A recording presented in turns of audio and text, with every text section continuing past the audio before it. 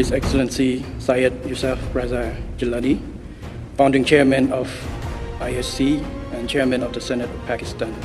Samdech Kem Hasan Abadai Techo Hun Sen, President of the Senate of the Kingdom of Cambodia.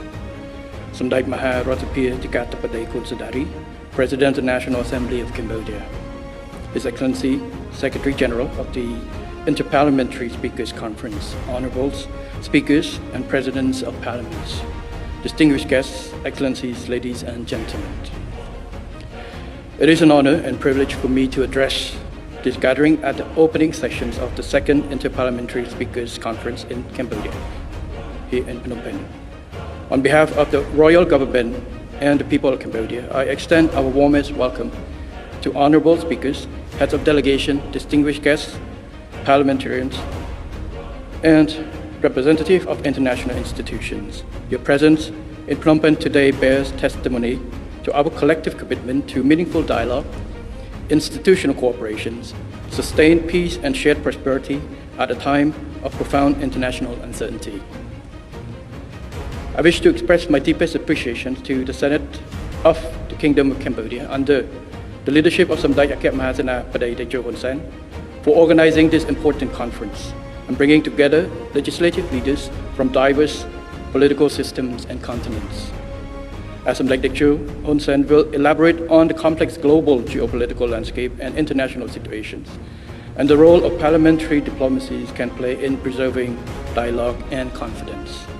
Allow me to approach our common theme from another complementary perspective, that of the Royal Government of Cambodia's action and practical construction of peace within nations.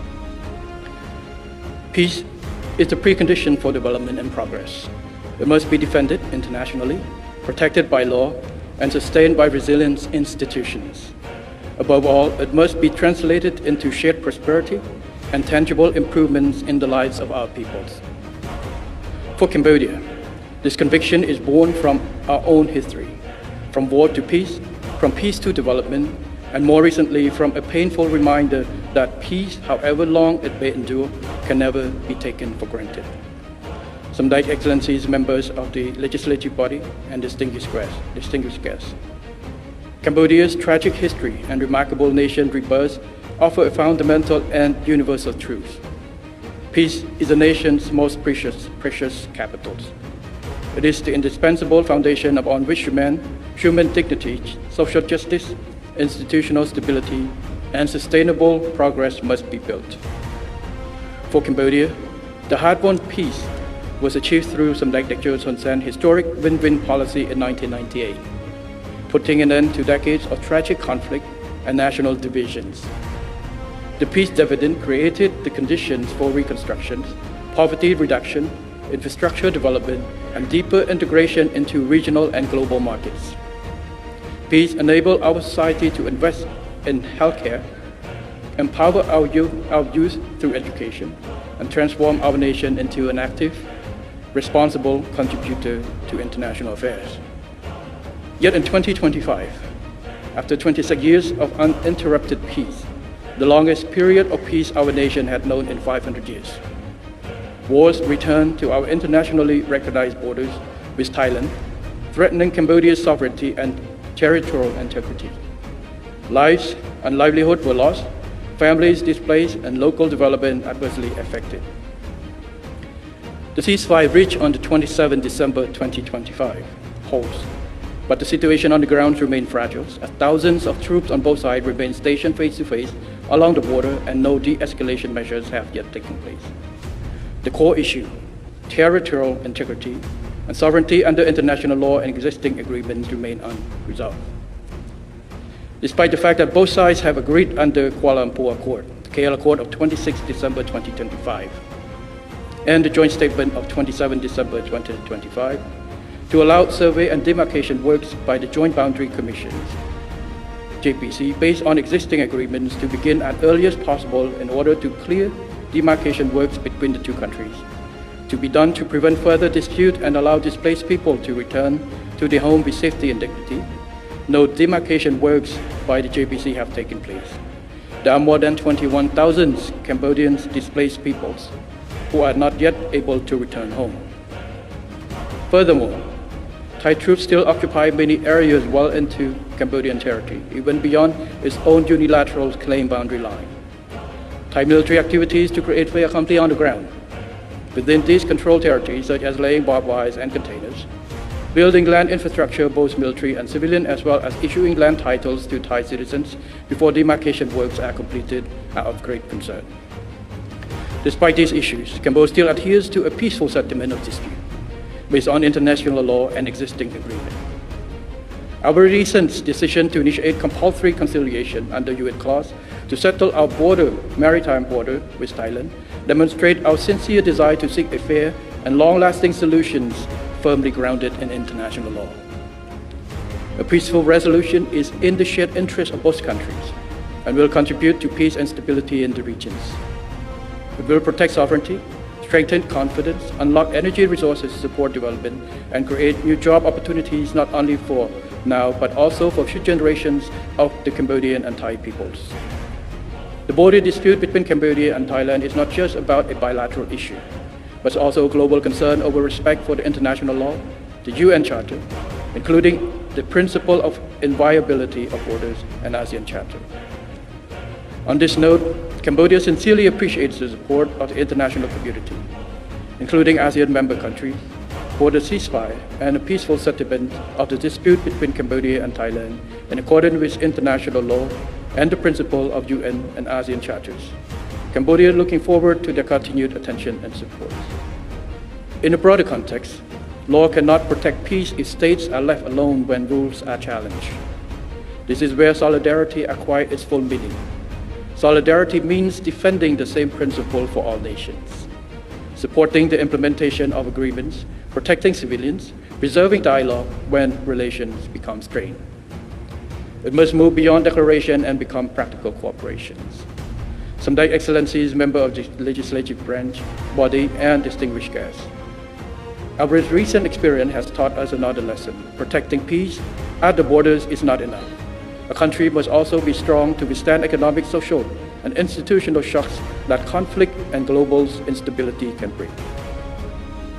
For Cambodia, this is the meaning of resilience, the capacity of a nation to absorb a shock without losing what decades of peace have enabled it to build. Despite severe external pressures, Cambodia has preserved macroeconomic stability while accelerating economic diversification, strengthening domestic productions, and investing in logistics, energy security, and connectivity. Our objective is clear. Growth must strengthen national resilience, and opportunity must reach both urban centers and rural communities.